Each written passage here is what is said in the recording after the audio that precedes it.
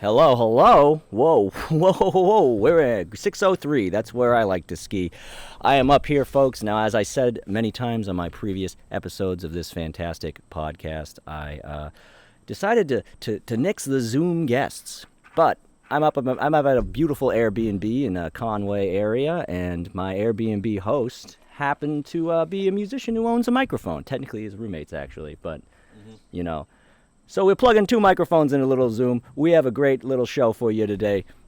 Yeah, I'm in a good mood. interesting. I'm not in my apartment. We're outside. You might be able to hear some birds chirping. It's going to be fun. That's a good thing. Please welcome our esteemed guest, Patrick. Hello. Yes, I'm not going to say his last name because I don't know what it is. I don't give a shit. But yeah, Kevin. I like your name's good, Kevin. My dad and my brother are named Kevin, so that's easy enough to remember. There we go. Yeah. Last name Quigley, which I believe he's come up already. Yeah. We're up at this fine. This is an area that I used to come up with when I was a child. So when I saw that he had a great rate on an Airbnb in this area, You got interested. friends are all, one of them's in New Orleans trying to catch COVID-19. Several of my friends have defected to the Soviet Union. For sure. So I cannot hang out with them. So I did a little solo trip up here. It was a lot of fun. I climbed Wildcat, a great ski area. I give you a little climb. Then Not a little climb. yeah, not a very little It's a big climb. climb. Then I climbed Kearsarge, which was Not a less little, difficult more. but also bad, Way but more. more of a climb. Weird. Yeah. That is crazy. Then we had I had a little incident, kind of like an Elvis Presley incident on the toilet.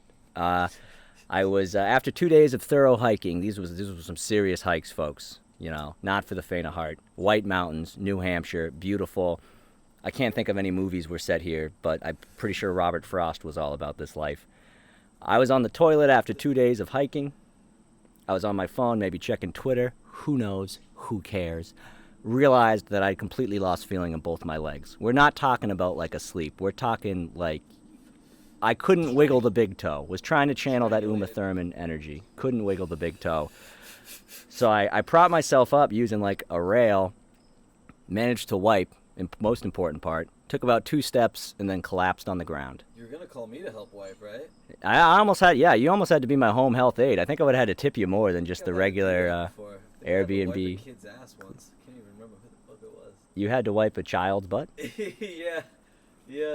Can't even remember where the hell that was, or whose kid it was. That's But weird that you had to do that. Oh, we got yeah, plastic they wrap.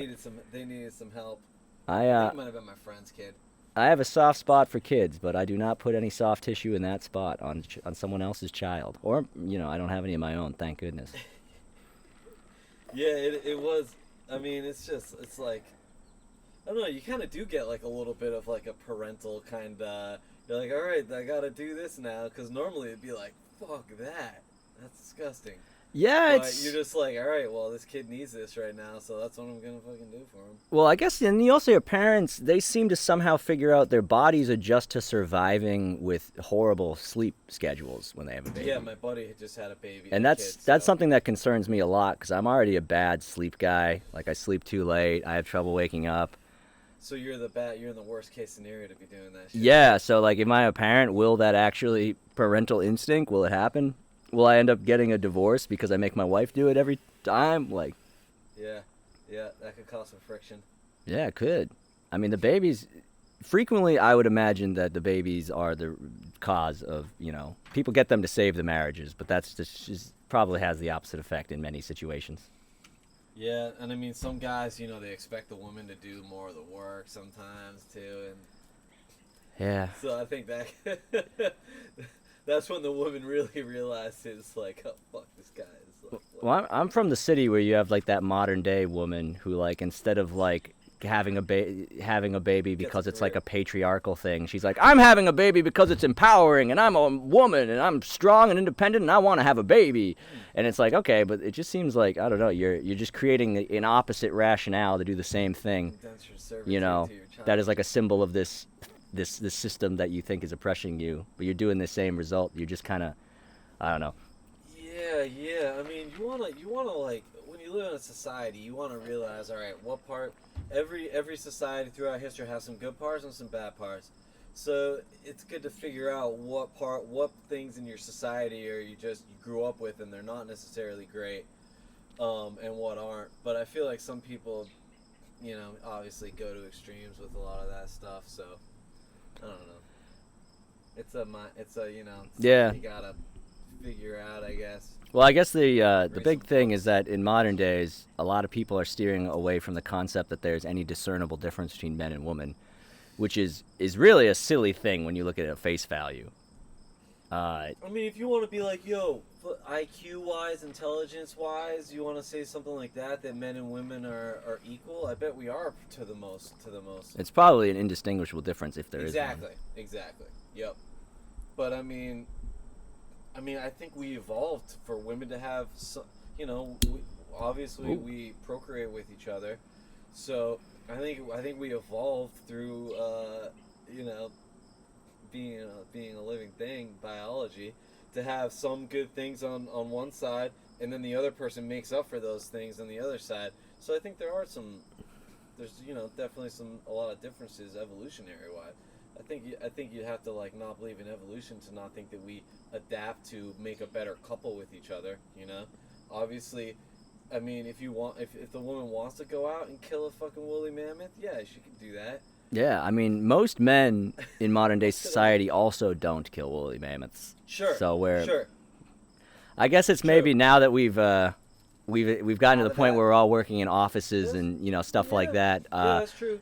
Then the adapt. differences are less. Yeah. But you are you're a contractor. You do a lot of the subcontracting stuff, right? Mm-hmm. So, there's not too many women doing that. True. There's probably more women who are, say, software engineers, working in finance, fields that are often considered to be toxic for a woman. But there's probably much more of them than doing, laying tile. Because it's usually guys that are like the CEOs or their bosses and shit. It has to do with the fact. Well, the finance thing is probably even worse than the tech thing. Because the finance thing is there's a really toxic bro culture, and Right. finance people have this reputation of being lawyers too. I think also they have this reputation of just kind of being sexually aggressive, and it kind of creates a hostile. Just I hear some people complain about just very open sexism in the office, and you do hear about that in tech as well. I believe tech's a little bit better. I think with technology, it's more that you have these very introverted male nerds that have kind of dominated the industry and driven what the culture of that industry is, which is not as outwardly aggressive and hostile towards women as maybe finance is, but it's not it's more the incel they're not very style. comfortable. They They don't want to hang out with incel people and have to talk to them on a day-to-day basis. Yeah. I have been a software engineer for many years, though. I have worked with many qualified women. Not really, honestly, more unqualified men probably I mean, I am an unqualified man when we think about it. I'm just kidding. I'm gonna get a job. It's great. This little hiatus has been fun. I'm in. Oh man, people are gonna be very mad that I'm on unemployment and I'm using it to get this great affordable Airbnb in the White Mountains on the Saco River, folks. Well, no, that's the idea of wealth distribution. Give you some money and then it helps support me up here in the fucking woods. That's true. And also, I could be, staying at a motel for over $100 a night. Yep. Yeah. I feel like it's a little weird when you think, because what is it? I gotta hop in the rental car. Takes me about maybe 15 minutes to get into the North Conway Center where a lot of the action is, and then a little bit longer if I want to go up to, True. The Mount Washington. Yep. But some people they'd rather pay 3 or 4 times the amount to stay in the hotel that's right there. That's just what they're used to, though. But the idea that there's anything that should be walking distance in this area is kind of laughable. Nothing's really no matter where you stay, nothing you want to do is going to be walking distance. You have to get in a car and drive a bit, and it's such a beautiful fucking drive in the summer that worth it. Yeah, why knock it? Get out. It is. I definitely. Have you ever gone to a place that's kind of the more rocky, cliffy, sandy mountain landscape where that's Utah the or views? something? Utah. Well, I only went in the winter, and Utah is endless white caps, which is pretty cool. Yeah. I like Utah that is more. Mars, basically. What? Utah is Mars. It does It looks have like that Mars to me. incredibly. I've been to Utah and Colorado, and where I was in Utah definitely had a way more interesting sort of vista from the top of the mountain. We were at We went to a few resorts. We went to Snowbird. Yeah, it's north of Salt Lake City, I believe. Yeah, it's definitely only all the resorts we went to were definitely only about a half hour from Salt Lake City. Yeah, it's pretty cool. What they say is Utah is one of the only. I mean, Salt Lake City specifically is one of the only cities there is, if not the only city, where there's ever the biggest ski resorts are within a half hour. Yeah. And then true, yeah. the only other place where you can like live in a city and like have cool stuff is like Colorado Springs and Denver to a certain extent. Okay. Colorado Springs, I don't think there's any ski resorts nearby, but there's so much like hiking and cool stuff. Like, and then That's in the north of the San city? Francisco and LA kind of have like the hiking stuff a little bit. Like that's pretty close. Yeah, Los Angeles does, right? You got the San Gabriel Mountains right there to the north of it. I don't know how close those are though. That's true. But like, you always see people who I follow who live in LA, you know, because I got the comedian people who say like, all right, well I've written 3 jokes in 10 years of doing comedy in Boston. I guess it's time I moved to Los Angeles and you know, make it. Nah. It's funny, the people I meet who moved to LA, though, they don't necessarily have delusions that they're actually going to make it. But they just kind of hit a certain wall where they're like, well, I have to go for it now, or else what am I doing? They feel pressured into it almost. Yeah, Artificially. I mean, yeah, you can ask anyone who's like a comic on a local scene. They'll, like, sometimes you find out of people moving to New York City or LA, and you're just like, what are you doing? But on the other hand, like, sometimes people just like LA is a pretty nice city. Not apparently during COVID is horrible, but I enjoy it as a city. Cool. So like It must have everything. people might just want to move there, and that just happens, and they're not gonna not do comedy if they already were. Like, I don't know. I'm doing terribly with my new ashtray, dude. I'm like ashing all over the deck here, and I have my brand new bamboo ashtray here. My buddy used to make these concrete ashtrays that said furtive. He has this like thing where he tagged a fallen. His new page is Furtive Nature, and he tagged a fallen tree with his furtive logo. Why furtive? He's told me he's like, dude, I sat down with a notebook and I literally wrote like 200 words to figure out what my brand would be, and then I decided furtive. It means avoiding guilty. I was like, I know what it means. To me, furtive means, Avoiding guilty attention. Avoiding guilty attention. Yeah, so it's kind of a cool name for like a tag, because it's, you know. So give me an example of the guilty attention. Um, If you're guilty of something and everybody's like... Well, there was a great cartoon back in the day called Tales of the Blowed, and there was an episode where they were being harassed by a furtive polar bear. So it's just like maybe someone who's guilty of something who kind of just stays in the back of the room and hopes no one talks to them. Because of their shame. And they're like, you know, they're not traditionally shy, but they're like, you know, hoping nobody gives me... Like, I would say when Jeffrey Epstein got killed, there was definitely a good amount of parties that I would describe as furtive. And they were like avoiding, you know, even you could say like Donald Trump saying he wishes Ghislaine Maxwell well, and, you know, that's a little bit of a furtive. Like, he's trying to not be pried on the subject too much because he's avoiding guilty attention. Ghislaine was here in New Hampshire, dude. She was right by, not far from Mount Sunapee. Yeah. And she was in the beautiful city of Manchester by the Sea. Really? Well, what happened was there was a report that she was in Manchester by the Sea, and she was staying with this tech CEO.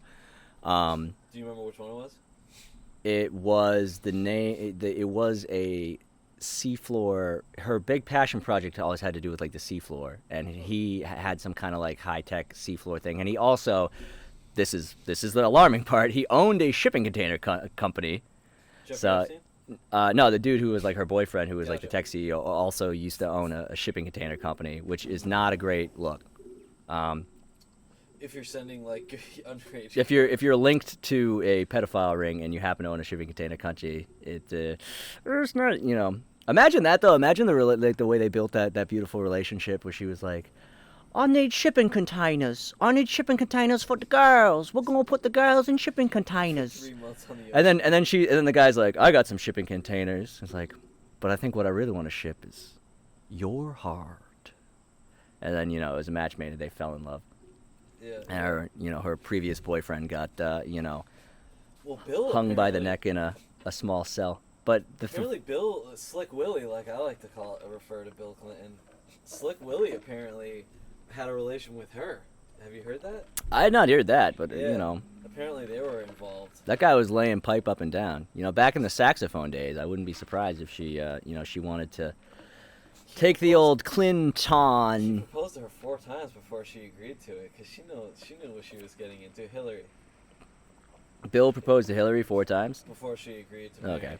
It was 3 or 4 times. Well, Hillary, feminist icon Hillary, was knowingly in a marriage with a rapist and a pedophile for political gain. Exactly. So Totally. I love the spin that she's like this saint. It's like how they try to prop Kamala up as the saint for black people, even though she like put many innocent black people in jail like for fun. Parents Yeah, that their kids were truant in school. that's insane. Also, like that's that's just like that's making laws that make being poor illegal when you get into that kind of shit. Yeah, dude. I mean, yeah. It's I mean, you've probably heard of like new Jim Crow with like the prison system and the drug laws. Yeah, yeah. Dude, I'm for fun. Dude, at this point, I'm just like, just legalize everything, man.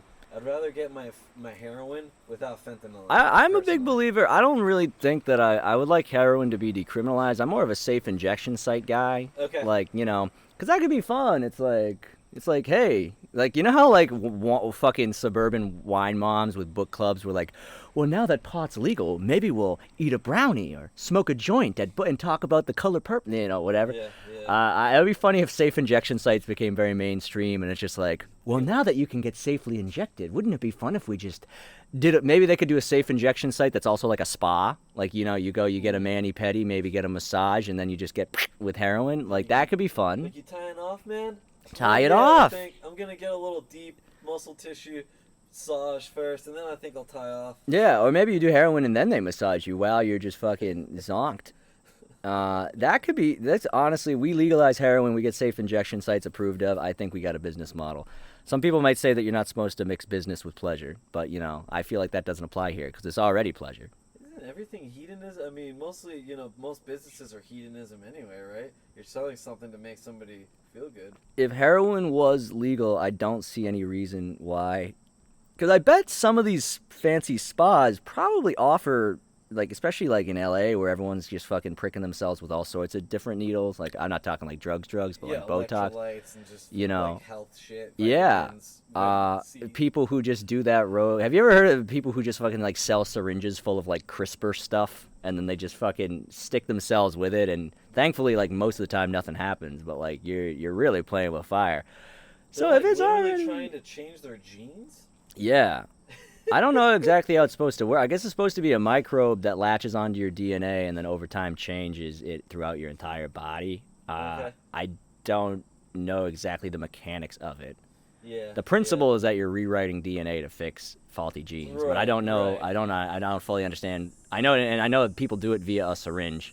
I'm not sure what the mechanism inside that syringe is to rewrite the DNA, or if it works at all.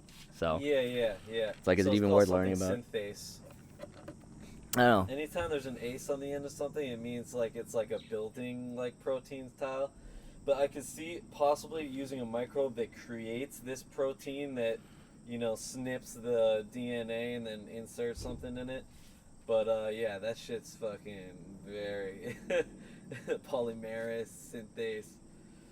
Yeah, polyamory as well. All these people are getting injections and then they're having multiple girlfriends. It's a real free for all out on the West Coast and also in the East Coast. Sounds like they need to watch like one YouTube video to realize that they're injecting something that's not going to be doing what they think it's going to be doing. I think anytime you order something off like the internet and then inject yourself with it, you should be suspect, whether or not it's collagen or Botox, heroin. You know what I was always interested in is I've been thinking about this a lot recently. Growing my own mushrooms. Yeah, you should do that. Actually, the risk is that I don't want to order a spore off the internet, but I think there's a way to buy them, and as long as you buy them from a guy and they're fresh enough, you can like make your own spore. Okay. I don't know how. Yeah. I heard it's easy as fuck. Yeah. You just go to Home Depot, buy a couple of things, and you leave them in a dark corner, and they basically just grow. Yeah.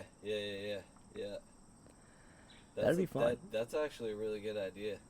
I mean, you could do it. You got plenty of land. You got that garage or basement too. You could probably. Is there a basement? No, It's just the not, garage. Actually, no. Our basement's not big in You are in in the NA. basement, technically. Oh, okay. So yeah. Which is uncommon around here because you don't want water getting under your foundation and freezing and lifting up your slab and like breaking it. And so normally most houses do not do this style, but there's like a swamp back here, so I believe they couldn't go too deep with it because of the water table's fairly high. When I was in Texas, I was in a shitty fraternity, Delta Chi. Shout out to Delta Chi. The Texas chapter no longer exists because of how awful it was. I'm sure, you know. One time, might get in trouble if I talk about this, but one time we had a party and this kid was like pulling on we hung a tarp on the outside of the property because there's no fence. So just to like prevent, the party was mostly in the yard because the yard was like 3 times the size of the house. So we had a shitty small house. This guy pulls on like the thing that was on the tarp and a giant tree branch just falls and smacks this kid off the back. And the lore was that he was paralyzed and he tried to represent himself in court, and we reported it to like not me personally, but they reported it to like corporate, and fucking the founding of Delta Chi was a legal fraternity for law students, and they had like 4 Delta Chi lawyers just go up against this kid, and he basically got nothing. So sucks to be him. Yeah, I might get in trouble for talking about that, but I don't think anyone's gonna hear it. And like, what are you gonna do? Sue me? This is all fucking hearsay. I don't even know if it's true. Like, you better just fucking, let's keep it hearsay, Delta Chi lawyers. Listen to my pod. Though I do appreciate the fact that esteemed lawyers for a national fraternity are listening to this podcast. I'm very happy about that. But anyways, yeah, in Texas it's very uncommon to have basements, but our house had a basement and it smelled horrible and was always flooded. It was just disgusting, and that's like why I know it has basements there. Yeah, you're probably breathing in tons of like nasty spores from molds. That's where they would haze us. Was always in the basement because it just smelled like shit. It was always just mildewy. It's terrible for your lungs. Yeah, this one guy would always come down. He had a big mustache. He was a real character. We called him Alf, and he's a nice guy. He still likes my Instagram posts. Maybe he'll listen to the podcast. But he would have the same line every time he came down. He would just go, "Smells like old lady pussy in here." Oh God. Can I get that lighter, my friend? We're outside so we can smoke cigarettes while we pod. It's really the outdoors. I think our bird chirping came up on the feed, so you can tell this is authentic. You might be able to hear like, I don't know if it like does noise cancellation where it would detect like some type of cricket or some type of grasshopper that's making this noise out here. I think I can hear birds, but I don't think the crickets are getting picked out. No, probably not. I've been kind of too low. Yeah. Oh, it does have a cutoff point. The volume's not high enough or something. It won't even pick it up. Oh yeah, of course. Well, I mean that's just I think how all microphones are. As far as I can tell, you're coming in pretty clear. I'm a little bit louder, but Yeah. It's fine. I'm the alpha of the pod anyway, so fuck it. Right.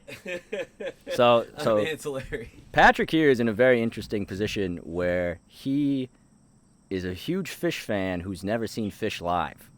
Yeah, which I was gonna mention to Alex after you left. I was like, because that's fish fans are pretty tribal because I think they got infiltrated pretty badly once the band blew up. So a lot of fish fans measure other people like, all right, how you are really a fan? Like, how many times have you seen them? Normally, going to how many times you've seen them is like how genuine of a fan you are. Yeah, to a certain extent. I'm what you call. I think it's called like. I would be called a 2.0 or a 3.0 because they label fans based on like when they kind of got in. Yeah. So 1.0 is someone who's probably in the hundreds because they got into them when it was like $20 to see them at a random bar in Maine. Yep. Oh boy. That's a very small amount of people though, because I think they were playing, and I've been listening to a lot of this stuff from the 90s where they're trying out. I can see I know which album is coming out next. I can see them trying out all these new songs. But I think a decent amount of people, maybe not, that were traveling around with them back then. They were probably just playing to random people in bars. So I guess maybe they didn't know their music. But I think people sometimes may like not known who they were seeing, and then they like got mesmerized by it, and then kind of joined. Yeah. I bet apparently, from what I've heard, is back in the day, all their tours were kind of planned in a way where it would not be that hard to follow them by car. Whereas now it might be like New York and then Chicago on like a day apart, where it's a little hard. Where previously it might be like, Portland, Boston, Providence, Hartford, New York City, Long Island, and you could just kind of do that all as one chain, and it wouldn't be that hard to follow them around. Yeah, I don't think they went much outside in Vermont, New York. Oh, and for the West Coast all my friends on the West Coast, they always reference Portland, and I get very upset that it's not the correct one that I know. You know, and now it's like a shit show. Everyone's an Antifas. They're all wearing helmets. Yeah. You know, they're trying to create little society. Well, that was in Seattle, but I think they're also trying to do it in Portland. They're getting detained by unmarked people. That's in Portland or Seattle? That's Portland? Portland has the unmarked people. I believe Seattle might also have it to a certain extent. And then there's like some idiot on Twitter was saying, I noticed none of the unmarked police officers detaining people are women. I was like, what the? Wow. I was like, I'm just worried about the abductions. Is that sexism? Oh yeah. I was like, you want fucking Tulsi Gabbard on the front lines detaining people? Like, what exactly are you asking for here? You know, looking all hot. Yeah, she is hot. Have you seen that video of her doing like her workouts? No, I like her I know nothing about her. I like her politically. That's all I knew. That's the only way I knew her. I like how this is Tulsi Gabbard. She says, "Hey, we should stop getting involved with wars on the other side of the world. Where all we do is." She's a bot, and it's like all the people saying that she's a fucking bot are I just say bot as a general term for any sort of compliment. Yeah. All the people saying she's a bot are like people who have a history of getting involved with these wars. Like when she called out Hillary Clinton, and a lot of people like called her a conspiracy theorist about that. But that was very funny when she just like went on a Twitter rampage against Hillary Clinton, which is appealing to her base, which is all fair. The Libyan war was 100% her. Everybody in the State Department, while she was in the State Department for Obama, they called it Hillary's war. That's what taking out Gaddafi was. I hate the branding. Like, the branding of her. I remember once I said, like, my mom was, during election 2016, I was like, yeah, like, I'm not going to vote for Trump, but, like, let's not pretend Hillary's not going to, like, bomb other countries. And then my mom goes, she doesn't bomb people. She's not like that. And I'm like, what are you talking about? She's like... She just thinks that she has CNN doesn't say that she. I'm pretty sure my mom's entire opinion of Hillary is like her headshot and like a couple of sound bites and the fact that she's a Democrat. Like that's like, and then she must be fine. She like completely ignores the fact that she's. My mom was on the phone with me. Tribalism with fucking the political parties. It's just that's all it is. Go on. My mom was on the phone with me the other day talking about how Trump was on the island, and I was like, no, he wasn't. I was like, I think he took the plane up from Florida a few times, but he wasn't. I don't think there's ever a record that Trump was on the pedophile island. The great thing about the Epstein thing. But she just, in her head, she's just like, no, I hate Trump, so Bill Clinton was not on the island, but Trump was. Like, they don't care. They just make that shit up. That's why I want that shit to come out, man, because everybody is indicted by that. I love people thinking that sharing photos of people they don't like with Ghislaine Maxwell is meaningful. I'm like, unless it's a photo of them at the island with like a 16-year-old girl getting plowed in the background, it's not like the fact that she was at a fundraiser, a cocktail party. That's what socialites do. Like, so yeah, a lot of those people probably knew she was a huge piece of shit, but you can also find you can find other pieces of shit who have been photographed with people you like. Like, there's a few celebrities that you probably like who are in that big photo with fucking Ellen and Kevin Spacey. Like, that photo, the selfie that they took. It was a few years ago, and everyone was like, look at this great, like, all these celebrities took a selfie together at the Oscars, and now it's, like, being reshared as, like, oh, man, most of these people have been exposed as pretty horrible. Let's be honest. I think, Kevin Spacey was raping men, right? Yes. And he was... Not the same thing. He was handsy. Yeah, I mean, it's not taken as seriously. But he was raping underage men who, are a little bit more defenseless than maybe a grown man. Not saying it's good. Yeah, but they're men. They're horny. Well, the funny thing is Kevin Spacey came out with the statement. And he said, sorry, it was like almost 20 years ago. I was a different man then. And then as soon, like the day after he came out of that, all these people who were like working with him were like, 2 weeks ago, Kevin Spacey tried to grab my cock. And I was like, shit. Yeah. House of Cards just got fucking... I never watched House of Cards after he wasn't on it. I've never seen it. I enjoyed the first couple of seasons. It went off the rails, and then I found out that they were going to, kill off his character but still try to have the show go on. And then he started putting out these creepy videos where he's in the character of Frank Underwood, which I don't even know if he's legally allowed to do. I heard that. I remember that was like a post on some social media. He put it on YouTube, and he like... Okay. wrote and directed this weird video where he was, and you could tell it was something he wrote ahead of time because it was like very. It's like did he get Aaron Sorkin to write this? Like what's going on? Because it was definitely a cameraman, and he had like this very well thought out dialogue that was insanely creepy, where he's the character of Frank Underwood, but he's talking about both the show and real life at the same time. Okay. Like it's an allegory kind of, and he did this other weird thing where he read a poem about a disgraced boxer in Rome, and it's just like, dude, if you're trying to get people on your side, how come all of your public releases have just been these incredibly creepy, unnerving things where you speak in a vaguely threatening tone? It's like I'm not. It's like, hey, I'm innocent of rape. Now let me just speak in a very, very threatening tone, and this will definitely clear things up. Yeah, it sounded very, very creepy. I remember that shit happening. Donald Trump is better at, batting away rape allegations than Kevin Spacey, because all he just does is call the woman ugly, which is horrible, but, it's a little bit more believable of a strategy than, making people feel unsafe because they've threatened you. Right before one of their debates with Hillary Clinton, he did a press conference before the debate with 4 women that. Oh, that was yes. I remember the image because it was like 2 on either side, and he had his hands like in that smug together up position, the prayer emoji. That was when he was well managed back then. Like Steve Bannon did. He needs Steve Bannon back if he wants to get reelected. Well, the problem is Steve Bannon didn't survive the Charlottesville thing. Because when Charlottesville got really ugly, that's when they had to axe the ban man. I think I had a bet, it might have been a gentleman's bet. I don't think we exchanged money, but I'm pretty sure we set a date. Like, my friends and I set, an over-under date on Steve Bannon's ousting, and I ended up winning. Because I said it would, at a certain point, I said, I bet it will be within 2 months, and then it ended up being, 2 weeks later. Okay. Because they were like, oh, no, he can't kick out Bannon because he needs him. But then it just became... The weird thing about Trump, it seems, is that... Why, though? Why did they have to get rid of him? Because after Charlottesville, it was, way too apparent that he was sympathetic towards legitimate neo-Nazis. So then, they got rid of Steve Bannon to come. It was probably Kushner convincing him to push Bannon out, since Kushner has a vested interest in very much not liking neo-Nazis. Probably one of the only people involved with Trump at all who doesn't like neo-Nazis. But he likes a bunch of other horrible shit, so he's not really that much better. The thing with that is that there's so much, with this anti-Semitism, a lot of people, especially evangelists, dude, they think that, the rapture is going to happen. They literally want all of the Jews to return to, Samaria and Judea. That's the West Bank area that they're trying to annex right now. For the second coming to happen.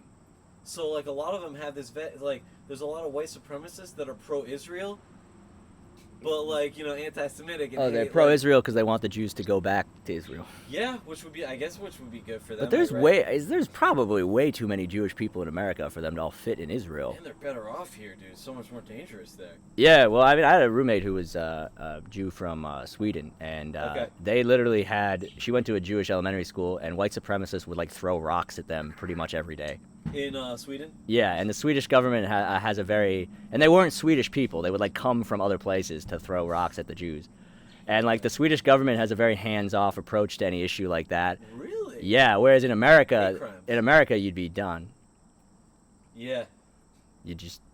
Germany is the opposite. You can't even, have a swastika or do, the Sieg Heil thing.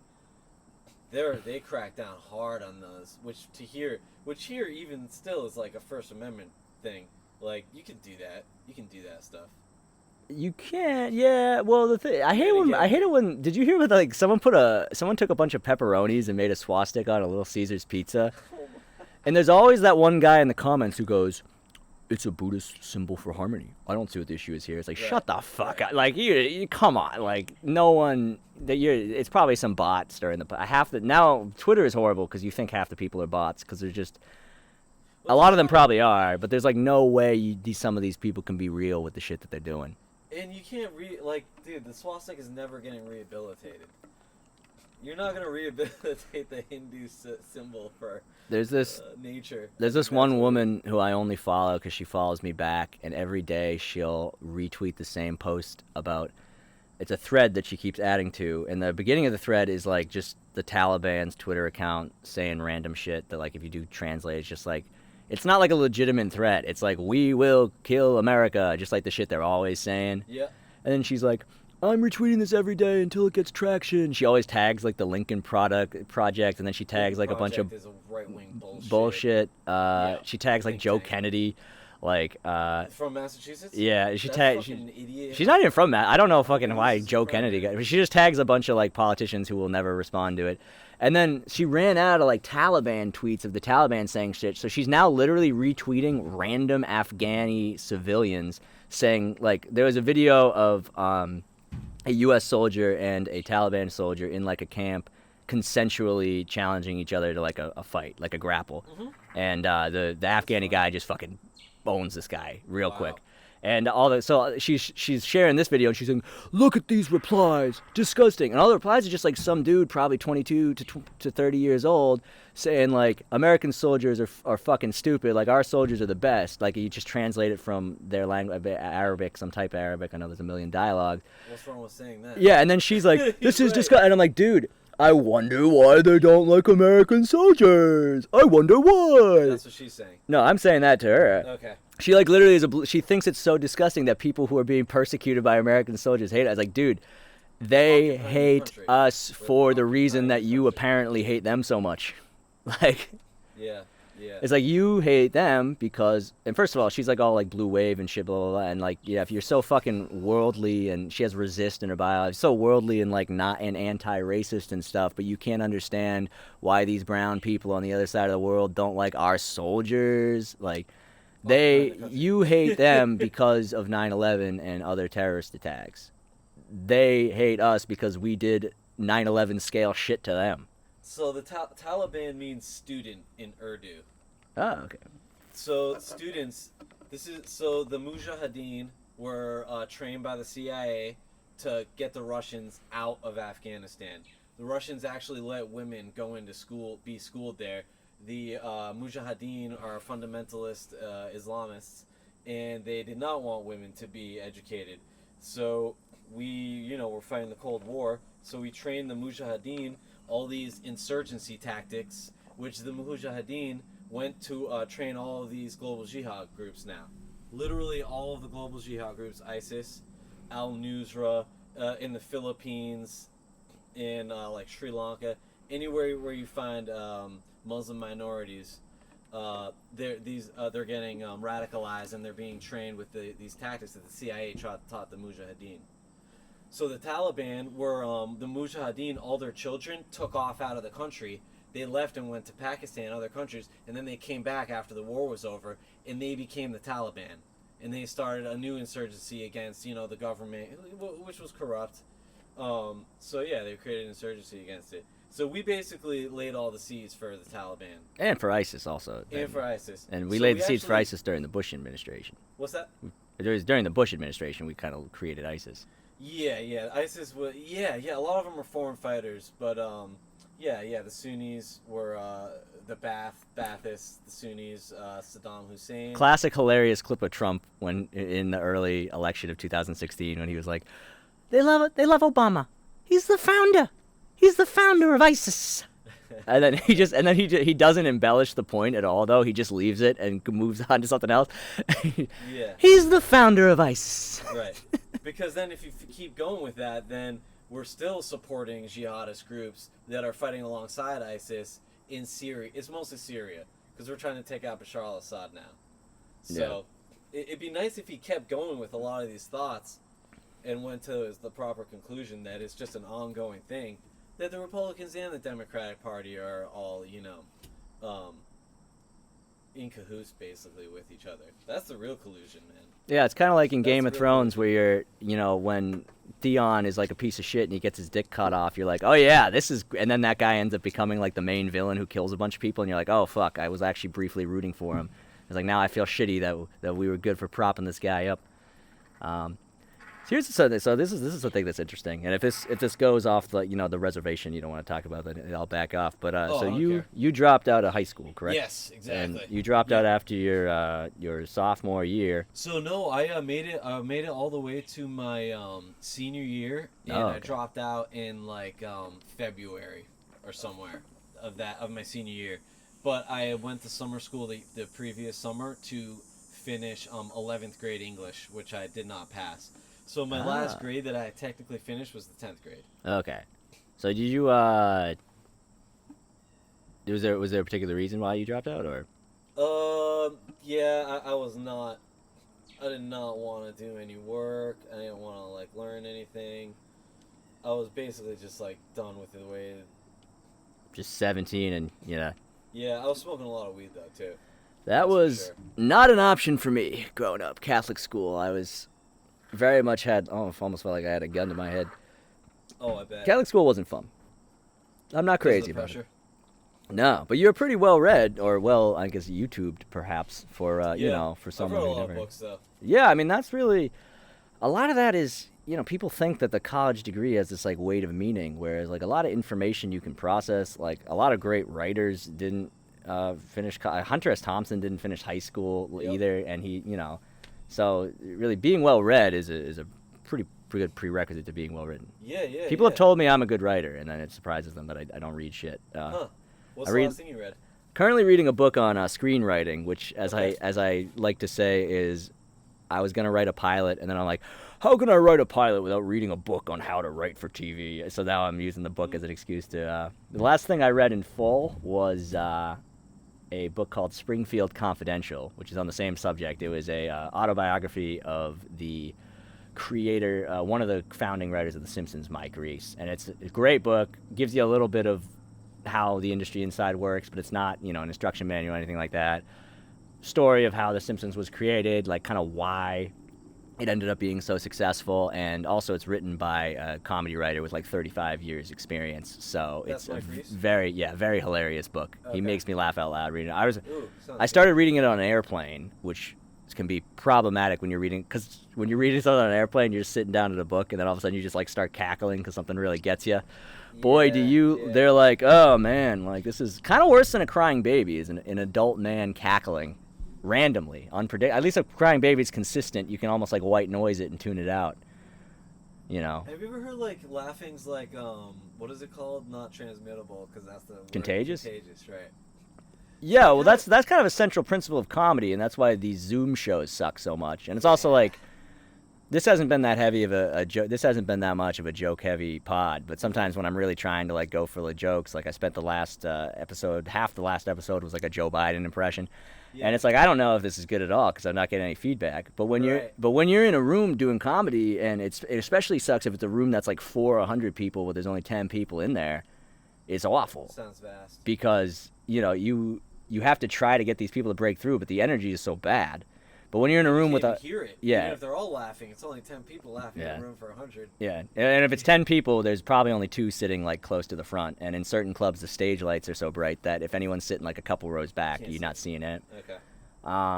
Yeah. But if you get in that room where like you're playing to 100 people and it's like full, it's every time you tell a joke, it's like you can't hear any individual laughs. It's just like a Yeah. and yeah. It kind you of know. sounds like it falls flat Yeah. almost in a way. bombing. No, Yeah. well, I mean it's good. You want like an explosive. Like I put on a great show in my hometown of Melrose where I rented a Knights of Columbus Hall, and there's this one guy, Chris Kimbeck. He's a very funny guy. I'll show you his tape later, but he does all these like very dark one-liners, kind of like Anthony Jeselnik.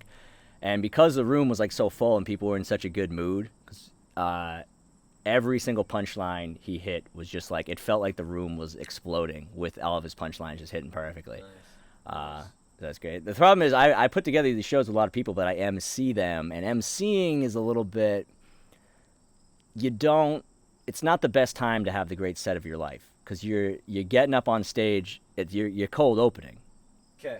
so Do you talk in between people too? yeah, sometimes I just bring the next person up, and sometimes I'll do like 1 or 2 jokes. And the problem is if you do 1 or 2 jokes and the joke falls flat and doesn't get a laugh at all, then it's like, oh, then you're kind of an asshole because then you bring the next person up to shit. Like, you know, I had someone get mad at me once because he's like a fairly clean guy, and I like told a joke about anal. He claimed he wasn't actually mad. He claimed he was just being like stage mad, but I could tell. I was like, he seems like he's a little annoyed. You know, not like he was fine about it a few days later, but he was like, yeah, he was pissed off. Because it put his mind into a different No, space? it was because I told a joke about anal, and it was at this. We used to run shows at this place called The Point. My buddy Josh Filipowski put them together, but essentially he would book people, and like the agreement was you get some stage time, but you have to show up like an hour early, hang out outside. It was sometimes it went great because it was a tourist area, so you could just bark in and you try to sell like Patrice O'Neal, Bill Burr, like Boston is well known for like having the best comedy scene in America.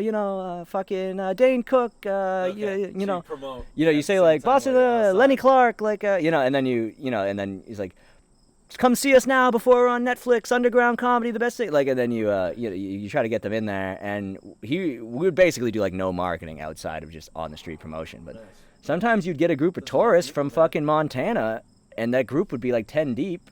And then, you pick up 5 or so other stragglers. You got a show together. And then, if they're having a good time and they have cash in their pockets, you pass around the tip hat at the end. And, cool. Nice. But, yeah, this particular one was weird. There's only a couple of people there, and they were not in a good mood, and I was hosting. And I had to joke about anal, but before I could even get close to the punchline, I said the word anal, and this one woman just yells, "No!" And I was like, huh? And then I was like, what? And then she goes, "We don't do that." And I was like, "You and your husband personally don't?" I was like, "Okay, but I'm just gonna tell this joke." And then as I like began, and she just kept going like, "No, no," and I just like powered through the joke despite this woman protesting. It's very frustrating when someone hears a buzzword and immediately like screams. Like I had this happen to my buddy at an open mic. There's this late night open mic that can sometimes be a crazy shit show, and he literally just said, "So I have a transgender friend." And then some woman in the back just screamed, like ran up to the stage, started like screaming at, like he didn't just heard I have a transgender friend. The joke was not offensive. It was just about the subject. Yeah, they weren't trans themselves. They may have been drunk or mentally ill, which is so they're on the sides of the trans people. They are, but the people that hate the trans people also being like, because it triggers them too, just to hear the word, That's true. Well, then the people who hate the trans people would probably be upset at the punchline when the punchline was actually a pro-trans punchline. Whereas this person sometimes people just hear a word and they think like, "You're not trans, you can't joke about that." And it's like, he's not. You didn't even hear the joke, like, and then if you did, you might know that it's not hate speech. But some people just assume all jokes are offensive because they deal with something that's maybe inflammatory, like, just the fact that it's about a trans person. They can't arbitrate what everybody, thinks and says about every subject, though. Yeah, and it's also like, why are you hanging out at a bar that's, especially an open mic, where it's like supposed to be a safe space to try new shit? Some people say, like, this is supposed to be a safe space. I'm like, yeah, for us. Not for you. So, I mean, like, what do they want for trans people? They want equality? Yelling at some fucking comic in a place is not going to change any of that. Yeah, and in fact, tabooing it from like this is like the statue. Sorry, this is like the statue shit, man. With all these statues coming down, I think if people in an area democratically vote that they want a statue taken down, do it.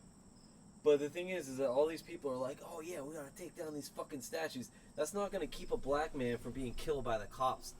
No, neither will Aunt Jemima. Well, neither will Aunt Jemima, and that's just a corporatization of that shit, like we were talking about. Like, it's that's disgusting. That's really nasty shit. Like they should. Who else should they camp? Who am I offended? I'm glad they killed Mr. Peanut. Okay. Because he is. That had nothing to do with that, though, did it? No, it was just a marketing ploy. But then they couldn't even air the commercial where he died because Kobe Bryant died in a fiery helicopter crash the same week, and that was how he died. So they had to pull it. I do remember hearing about that. Yeah. No, I mean, I think that Mr. Peanut was a symbol of white supremacy, and I am glad that he is dead.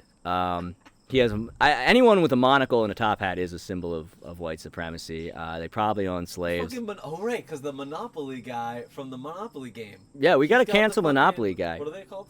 Monocle. Monocle. Yeah. Right. We got to cancel. Actually, no, that's one of those Mandela effect things. Everyone thinks he has a monocle, but if you look into it, he does not actually have a monocle. You just think he does. Well, What's on Mandela effect? The Mandela effect, it's like Is it a visual thing? some people remember learning in school that Nelson Mandela died in prison when in reality he died in like 2014.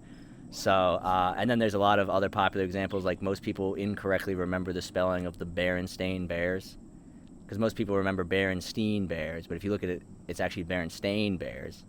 Okay. And so there's conspiracies involving time travelers meddling with the timeline, when in more likelihood there's probably just like some sort of shared, conflation of historical things. Like, I think honestly with the Berenstein Bears, probably more likely Berenstain doesn't sound like a real name, where Berenstein sounds like a name, because like you're used to names ending in Steen, and it's not that common for names to end in Stein, so that's why you remember it wrong. But it's more fun. Gotcha. It's more fun to think that someone was messing with the timeline.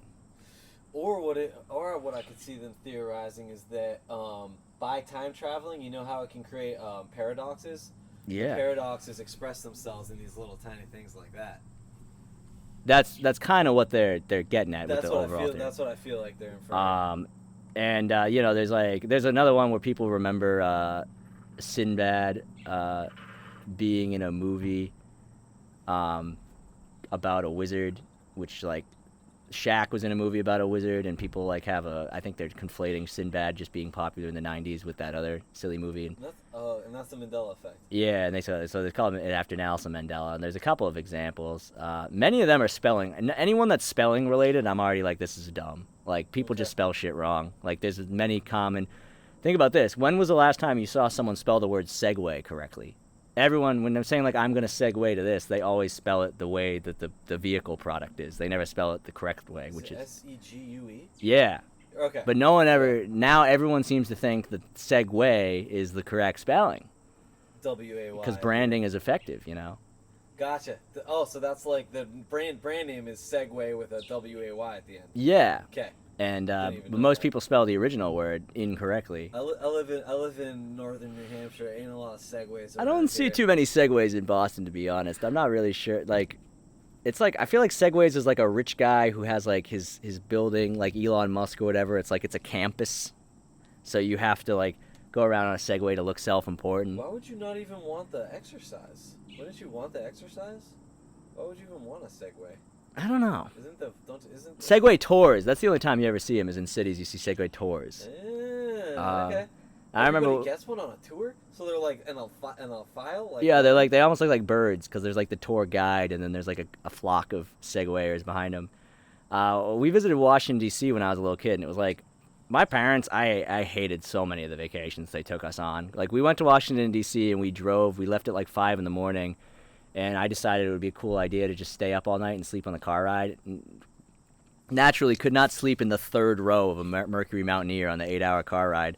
So I get to D.C. and I'm wicked tired, and I just want to take a nap in the hotel. But as soon as we drop our shit off, my mom's like, nope, we're going to walk like 10 miles to see every single thing in D.C. on the first night.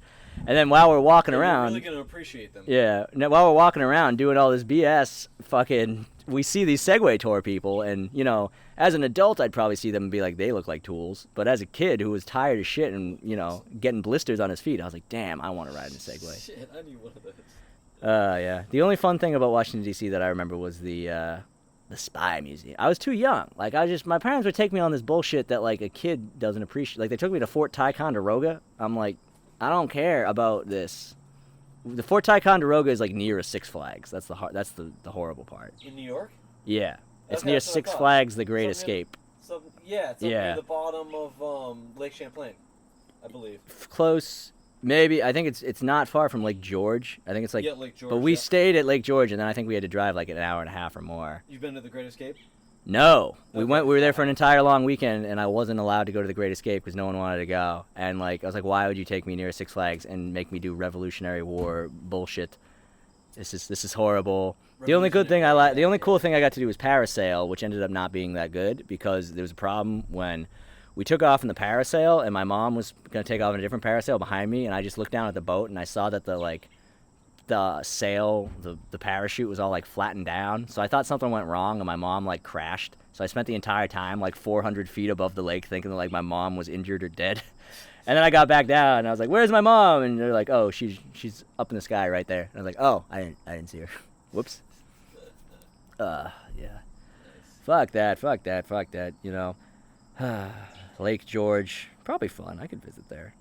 Yeah. I remember a distinct thing I remember of Lake George is that we had MapQuest directions printed out that weren't right. So that about puts a timestamp on when we visited. Yep. Like what? 2007 or something, or was it? Probably like 2007. And we watched the movie Napoleon Dynamite like 3 times on that trip.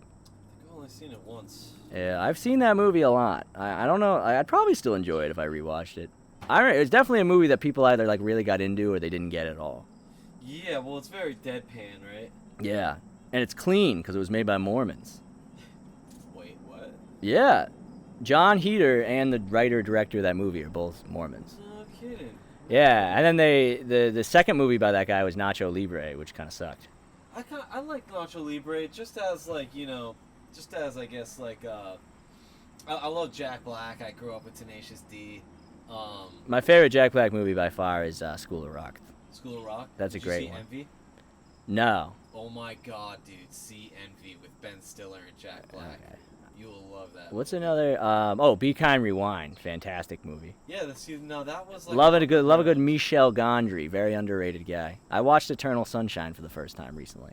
Yeah, I saw that way back. The Ganj. The School of Rock, I realized recently, is like, hey, all these rich white kids who, are probably going to be fine. Like, what we really need is some scumbag to save them. Like, watching it later, I was like, they were probably all set. I guess they weren't all white, but most of them were. Pretty much. It's like, these guys are probably going to go to college and end up being like a CEO of a company. And it's like, what we really need is a degenerate to improve their lives. Yeah, I think I saw that when Love it the first movie, though. came out, man. I saw it in don't think I theaters, remember it yeah. very well. Because I was like the age of the kids when it came out. Okay. Yeah, so it was fun for me. Yeah, School of Rock must have been like 2003. 03? Yeah, Wow. because I was in elementary school. Oh shit. It was fun stuff. 03, I was 18. It's real legit here. What is the legal status of marijuana in this great state? All right, so it was decriminalized recently by the Republican governor Sununu because what was happening was Massachusetts. It's been legal, I think, since 2016. I think they might have had a referendum or they passed some type of law, and they were all getting arrested up here. And the law here in New Hampshire was for any amount, it can be a seed, it can be tar in a bowl. You can get up to 1 year in jail and up to a $2,000 fine for any amount of weed. So it's super draconian law. So basically Sununu was like, dude, we're like, all these tourists come up, spend tons of their money from Massachusetts here, and we're putting them in jail, and it's stupid stuff. So even the Republican governor was like, yeah, this is very bad economics. So it's decriminalized right now, up to 3/4 of an ounce.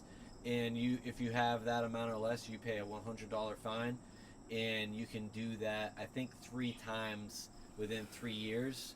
And if you do it more than that within 3 years, I believe it goes back to the other one, up to a $2,000 fine. One. And is cultivation a big no-no? Yeah, you can't cultivate. Yeah, Even what? in places like Maine, where I know, like, some of the dumbest people I know are trying to cultivate in their basements in Massachusetts now.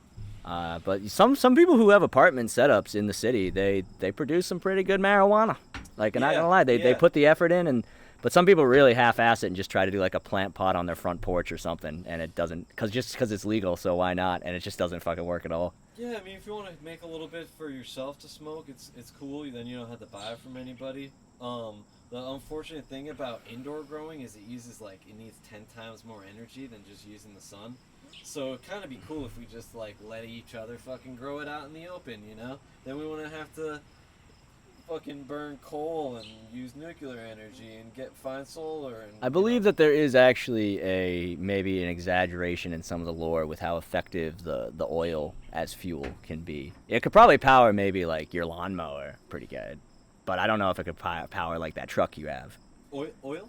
The hemp fuel, biodiesel. Oh, biodiesel? So diesel engines, it works even better because it's a natural lubricant because it's an oil.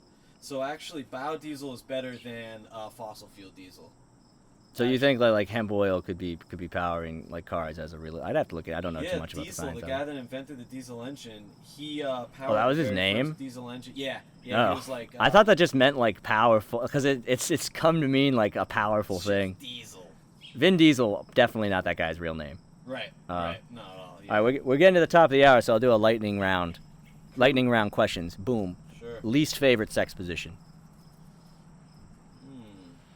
I almost never have let sex. The girl get on top. I almost never let the girl get on top, so maybe that one. That's like a hit. Some girls don't do it right. Okay. Yeah. Sometimes they know how to like roll it right, and sometimes they just try to like bob up and down, which doesn't really work. Right. No, we need fucking sensation along the whole shaft up to the head, please. I'm probably, yeah, I don't know my least. I think it's on top if she's trying to like lean back. If she leans forward, it does a roll. Bitch. Sometimes she tries to lean back and do this like, and then she puts her hand like on my leg for support because she's leaning back, and then I lose feeling in my leg like that, and then I end up having like that toilet situation over again. All right, lightning round question number 2. Hottest U.S. politicians. One male, one female. Honest U.S. politicians. Hottest, male. not honest. What'd you say? Hottest. Oh, most hottest. sexually attractive. Oh, male and female? Alright, well, male I'm not really going to be able to answer very well. You just go by like a conventional, I don't know, man. I'm not going to say a male just because I don't really think of them as being hot or not. Female, I'd say, man, the hottest. Crystal Ball almost became a politician. Is that a porn star? Enough? Huh? Is that a porn star? No. She does The Hill Rising with this other guy, Sauger. They were on Joe Rogan's podcast recently. Oh, okay. It's one of the best political shows on the internet. But I'd say probably her if I'm allowed for somebody that I don't know if tried that counts. to go for office. I would have to say like, I don't know, Tulsi's up there. Yeah. Yep. AOC also. The thing about Tulsi, I can't even think about her like physically because like I like her. I'm such a policy-based person when I think of politics, and I really like her policies a lot. So I've never really like. My brain is completely melted, so it's very easy for me to sexualize both the men and the woman, and I'm not even gay. But like I would probably say hottest man. Joe Kennedy's a pretty good-looking guy, but I don't really like him as a politician at all. Yeah, he's a dick. Oh. Mitt Romney, but Mitt Romney is like, you can tell, it's weird, so Mitt Romney has clearly had so much work done, but he's like a Mormon and they're not allowed to fucking drink coffee or anything, but it's like clearly he's had Botox, so like that's where they draw the line. That's allowed. Okay. Yeah. Lightning round question number 3. Where is the craziest place that you've taken a dump? Craziest place I've taken a dump. I don't know if I can come up with a quick answer to that. I don't know. Yeah, I'd have to think about that one a little bit. Okay, we'll do an easier one. If you could only eat one pizza for the rest of your life, what pizza? Veggie pizza. Like, it's just like veggie lovers? Yeah. Okay. Yeah. Just like, was that like... Keeps your bowels moving. That's got broccoli Keeps and... your bowels moving. That is important. I'd yeah. hope maybe a little spinach on it. That'd be nice. How do you feel about pineapple on pizza? I love a good Hawaiian. If I was high, I bet Hawaiian's great when you're high. I mean, I probably am generally high when eating Hawaiian, but I don't think I'd have any qualms about eating it sober. No, it doesn't. I'd eat it. Great sweet and savory palate on the Hawaiian pizza. Yeah. And I normally am an anti-sweet and savory guy, but I make an exception for that. Yeah, sometimes it is really great. You don't even think about it. A lot of like Southeastern Asian, like Thai stuff, Vietnamese stuff, adds a little spice and sweetness and savoriness. Yeah, if it's done right, it can be really, really good. Okay, here's one. One's gotta go. You gotta pick one of these. That's one's gotta go. Option 1 is kombucha. Option 2 is Arnold Palmer half and half iced tea lemonade. I'm gonna go with the second one. You're gonna nix Arnie? Yeah.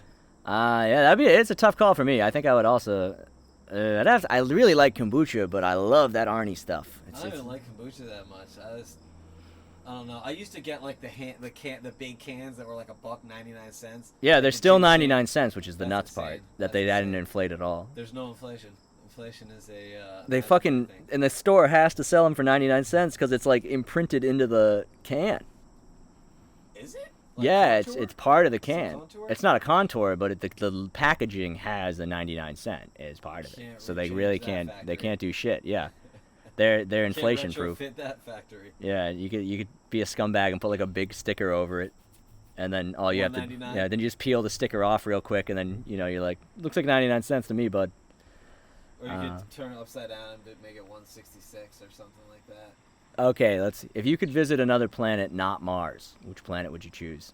Do planets include moons? Sure, because Yeah, they you can't should. actually They visit should. half of them anyway because they don't have a surface. So I'd say probably I'd say maybe Enceladus or Europa. Okay, and are those both Saturn? Or is one of them So Jupiter? Saturn Is is one of them Saturn? Enceladus. It's really far away, harder to get to, but they've seen geysers spraying off up through, so they know that there's an underground ocean. And from the wobble that it has, because it seems the ocean's all on one side instead of just being all around the planet like a water world type deal. And Europa is the closer one than Jupiter, which we're much more likely to actually check out. Is that one that like might even have some green on it, or is that I don't Green? even know. I can't like flora and fauna, or flora. No, I don't think. Yeah, If there's an undersea ocean, there's very possible to be flora and fauna. But now surface shit, I don't see any of that really happening easily anywhere. I'd probably go to Pluto, even though it's a planetoid. If we count moods, we count planetoids. It's Were you at the chill. protest when it was diminished in I know. I did Calvert? not take to the streets to protest arbitrary You should've. labels. You should have. Dude, because, like, Pluto, dude, what the hell, man? Pluto's pretty damn big. Like, don't forget Pluto. Don't rule it out. Yeah, okay, it shares its orbit with something else, and they actually... Didn't it have to do with the fact that it was too oblong to be a planet or something? It wasn't spherical enough. I think it has to clear its, so around the same area orbiting it, it has to clear out all objects that are also in that besides your, Lagrange points. What's Which a is Lagrange where point? the gravity's least, and things can... And you get your fucking Trojans, Oh, Those okay. things. Trojans is one Lagrange point. They have another name for the other one. I can't remember right now. But yeah, you have to clear your orbital path of most debris, I think. Clear that path. Clear it out. No. Plow it. Couldn't do it, dude. Couldn't do it. Cut down so some trees. Whatever. Yeah, it's Pluto, dude. It doesn't need to be a planet, Yeah, no, I mean, I don't need to be, gender doesn't exist. I don't need to be a man. Exactly. So, Don't label me, bro. I wonder what we're going to name this episode. Probably going to upload it later. That's a good question. I don't know. I normally We've just been come all up with over the something. place We've for been the all most over. So yeah, I don't. Yeah, Granite I don't know. State of Mind is taken. Granite I State don't of want Mind? to. Is it? Well, there's it was a parody of Empire State of Mind. I'm surprised you never heard it living in New Hampshire. I just assumed everyone picked it up eventually. Granite State of Mind? Yeah, No. it's like kicking it up in Salem, next to Rockingham Park, up on 20 at Oh, it's a Canopy song. Lake Park. I know Yeah, that song. yeah. Gotcha. Okay. New Hampshire, place where Stonyville It's not yogurt the is made. Kangamangus. It's the Kangamongus. It's Or the is it scenic opposite? highway that I like to drive in August. It is August, and we're near the Kangamongus. What am I going to do, folks? Kangamangarang. Kangamangarang. I'm going to hit you in the head with a Kangamangarang. That's where I go hunting with a kangarangatang. All right, we're gonna call tourists that get on the kangarangutans. Okay. Yeah. Damn. That's a good one. We're up to the top. Keir Sargent.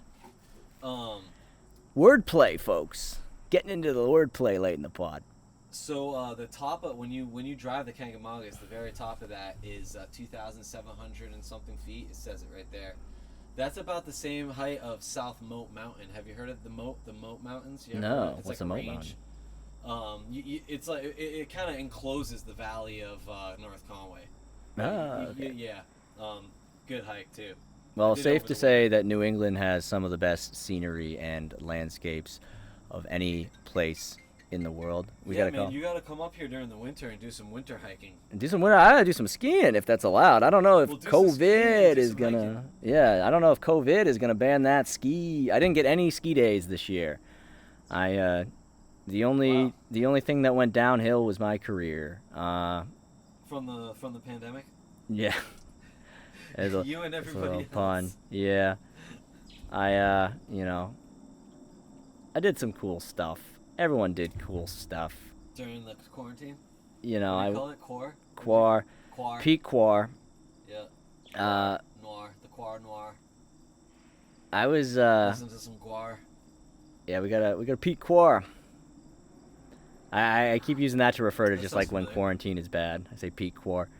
Who is that? I think I made it up. Okay. Maybe I got it from somewhere else, and it's cryptomnesia. Well, the thing is that there's so many names that we have to. Okay, so this is what I always tell people. It's not easy to memorize. Are we going way over time? Or? No, I'll just wrap it up soon, but you can Okay. make your point. So as there's more people on the planet, more news is happening, more history is happening all the time. Therefore, living in these times where there's so many people, history is harder and harder to memorize because there's so much more stuff happening all the time. Just Yeah. the pure magnitude of people. And you also get information about like shit that you normally just like you would never learn about because it's on the other side of the world, and you're Right. just getting it via Twitter or something. Yeah. Like Yeah, in a different exactly. time, a big explosion in Beirut would not be something that anyone in America even talked about. Yeah. There's during Katrina, there was a massive crowd crush stampede on a bridge in Baghdad that was caused by like a terrorist. They were saying there was going to be a terrorist bombing. It was during an election or something, and like 1,000 people died in a stampede. 1,000 people getting crushed, mostly women and children. Didn't even barely hit the news. A cycle stampede of because humans? Humans stampeding. Human stampede. Yeah, there's only like 7 animals that stampede, and humans are one of them. Wildebeests, horses, wild horses, stuff like that. Yeah. But humans are one of the few. What about feral hogs? I don't know, but I'd be worried they were stampeding at you to eat you because they're hungry, because those things are crazy. Wow, rhinos I think might stampede, I don't and think so so. might elephants though, unless I'm just getting that from the Tarzan movie. Elephants? Yeah. Perhaps. There was a level in the Tarzan video game which was the stampede, a very memorable level. Fucking Tarzan, PlayStation 1, one of the hardest video games ever made. Boy, getting off track. Is there anything final you want to impart on our 7 to 8 viewers? Yeah, just real quick. Zebras, cattle, elephants, blue wildebeest, walruses, wild horses, and rhinoceroses. You're right there. Oh, there you go. Those are all the things along with humans. No, not really. Positive thinking. A little positive thinking. Yeah, I mean,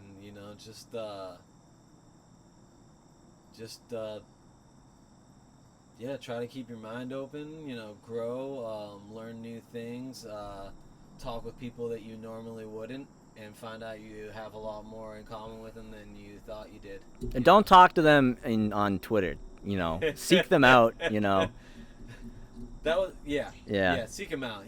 Canvas for somebody. Go knock on some doors and talk politics with complete strangers. Many people in That was in Boston have very differing views than those who reside in the great state of New Hampshire, or even Western Massachusetts for that point. Yep. But you argue with them on the line, it ain't good. You argue with them in person. You don't even argue in person. You discuss. Yes, There's exactly. very rarely a discuss when you're in a toxic environment.